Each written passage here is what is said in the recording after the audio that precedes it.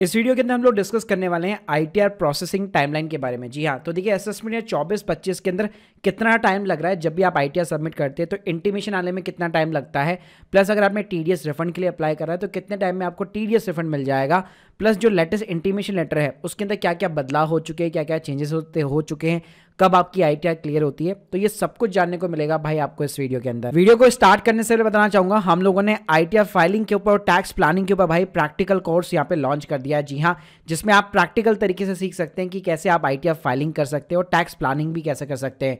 साथ में अगर आप एक प्रोफेशनल के थ्रू अपनी आईटीआर फाइलिंग कराना चाहते हैं अफोर्डेबल कॉस्ट के ऊपर, तो उसकी लिंक में मैंने डिस्क्रिप्शन बॉक्स में दे रखी है। अब बात करते हैं यहाँ पे प्रोसेसिंग टाइमलाइन के बारे में। तो देखिए भाई, कोई भी स्टैंडर्ड टाइमलाइन नहीं है यहाँ पे, ये डिपेंड करता है आईटीआर फॉर्म के ऊपर। जैसे मैं आपको असेसमेंट ईयर 24 और 25 के दिखाना चाहूँगा। आप देख सकते हो स्क्रीन के सामने 8 अप्रैल को हम लोगों ने आईटीआर फाइल की थी और ये प्रोसेस होके जो है 23 अप्रैल तक यहाँ पे कंप्लीट हो चुकी है। नॉर्मली अगर मैं बात करूँ आईटीआर 1 और 4 के केस में, तो आपकी नॉर्मली जो है 20 से 45 दिनों के भीतर आपकी प्रोसेस हो जाती है, जहाँ पे आपकी कोई भी डिमांड नहीं होती, कोई भी टीडीएस का रिफंड नहीं होता। अगर आपने टीडीएस का रिफंड क्लेम कर रखा है तो हो सकता है थोड़ा सा डिले हो यहाँ पे। बाकी जो आईटीआर 2 और आईटीआर 3 फॉर्म्स होते हैं उसमें डेफिनेटली यहाँ पे टाइम लगता है। वहां से आपको मिनिमम जो है 45 से 60 दिनों का यहाँ पे वेट करना पड़ सकता है। जैसे आप स्क्रीन के सामने देख सकते हैं, अगर मैं आईटीआर 3 की बात करूँ लास्ट ईयर, तो हम लोगों ने यहाँ पे 28 जुलाई को फाइल की थी और ऑलमोस्ट 1 महीने के अंदर ही यहाँ पे आईटीआर 3 जो है प्रोसेस होकर हमारे पास रिफंड आ चुका था। अब बात करते हैं हम लोग इंटीमेशन लेटर के बारे में। जी हाँ, तो देखिए आपकी आईटीआर तब तक प्रोसेसिंग कंप्लीट नहीं हो जाती तब तक जब तक आपको इंटीमेशन लेटर इशू नहीं होता।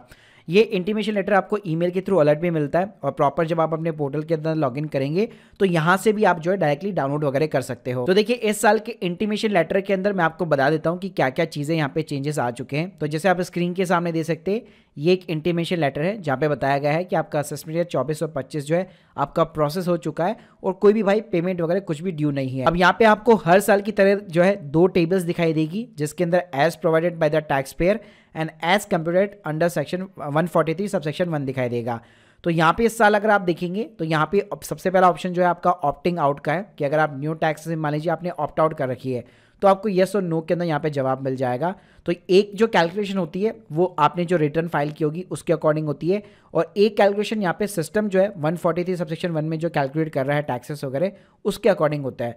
अगर दोनों में कुछ डिफरेंस वगैरह आता है तो आपको यहाँ पे ध्यान रखेगा डिमांड नोटिस वगैरह भी इशू हो सकता है। देखिए आपने जो इनकम डाली है वही एग्जैक्ट इनकम अगर आपका सिस्टम भी यहाँ पे जो है कैलकुलेट कर रहा है तो कोई भी यहाँ पे आपका डिमांड इशू नोटिस जारी नहीं होता है। इस टाइप का आपको सिंपली एक इंटीमेशन लेटर मिलता है जिसके अंदर लिखा होता है कि आपका कोई भी पेमेंट वगैरह ड्यू नहीं है। प्लस इसकी भी डेफिनेटली एक टाइमलाइन होती है कि सेक्शन 143 सबसेक्शन 1 के अंदर इंटीमेशन जो लेटर है, जैसे बताया कि प्रोसेसिंग के बाद में आपको इशू होता है, तो ये भी यहाँ पे जो है विद इन द 9 मंथ्स होता है जबकि आपका फाइनेंशियल ईयर एंड हो जाता है। एग्जाम्पल बताता हूँ, मान लो आपने 24 जुलाई को 2024 को यहाँ पे रिटर्न फाइल किए तो उसका इंटीमेशन लेटर जो है इस साल का यहाँ पे जो है गवर्नमेंट डिपार्टमेंट के पास में टाइम होगा कि वो 31 दिसंबर 2025 के पहले यहाँ पे इशू कर सकता है। इसके साथ में यहाँ पे पिछले साल हम लोगों ने कई बार एक्सपीरियंस ये भी किया था कि जब भी हम आईटीआर 1 या 4 फाइल करते तो हमें इंस्टेंट यहाँ पे हमारी आईटीआर प्रोसेसिंग हो जाती थी।